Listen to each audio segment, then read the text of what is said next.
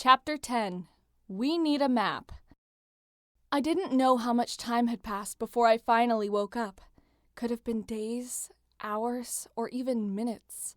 When I finally came to, I realized I was clutching something hard in my arms, and that it was starting to emit a strange, burning smell. Dazed, I looked down and found that I was still holding the master bolt, which was the source of the odd smell, since it had started burning a hole through my jacket. I let go of it gently, letting it roll to my side as I tried to sit up, aching all over. I felt like I had just gone through 10 rounds with a Cyclops, and I probably didn't look that great either. The hair on my arms had been singed off, and just by touching my hair, it felt like it was slightly charred. I didn't even want to know whether my eyebrows had made it through.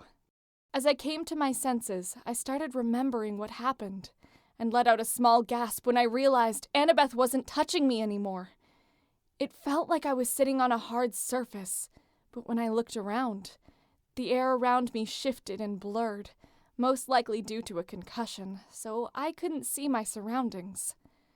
"Annabeth," I weakly rasped, trying to ignore the shooting pains in my ribcage. I couldn't hear anything, which made me uncomfortable since I also couldn't see anything. I reached up to touch my ear, and my hand came away with crusted blood, which I hastily wiped on my jeans.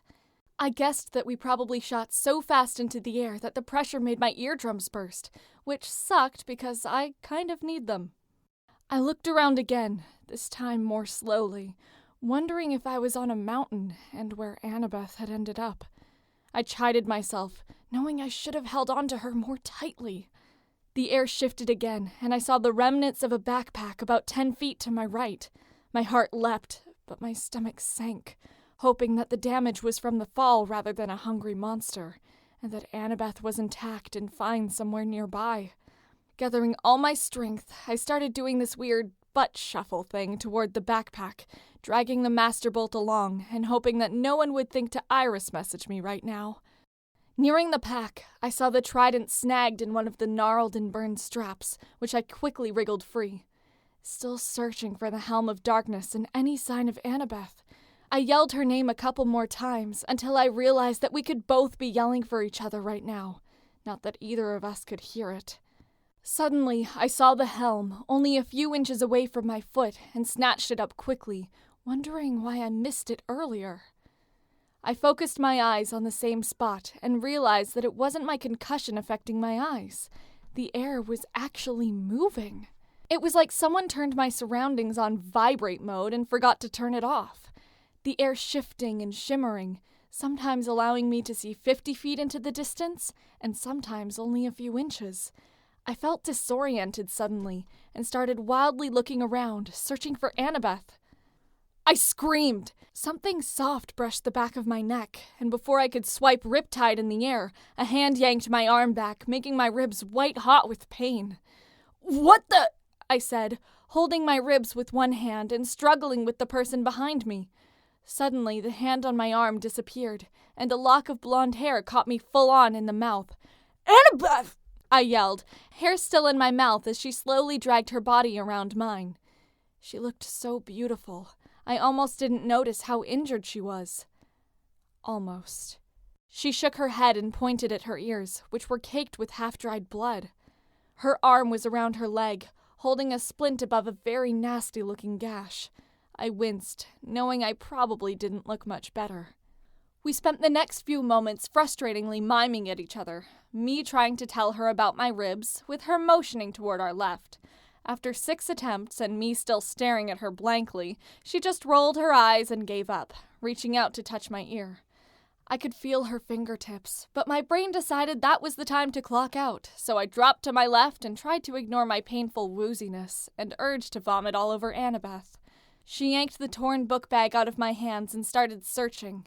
After finding nothing but holes, she started combing the ground around us with her hands.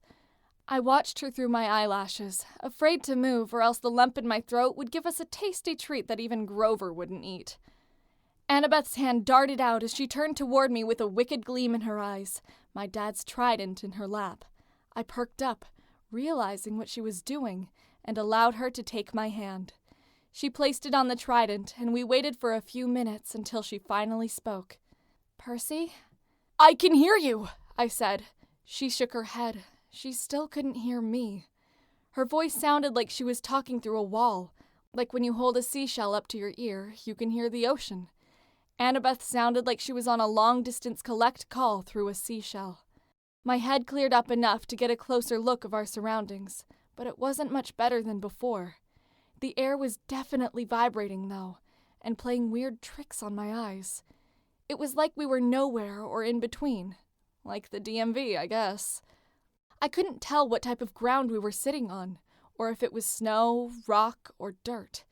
I looked up to find Annabeth gazing around us, surveying our surroundings as well, but she didn't seem to like the view. We have to get going, she said, tightening the splint around her leg and using my head as a stepladder. I grumbled. It wasn't like she could hear me anyway.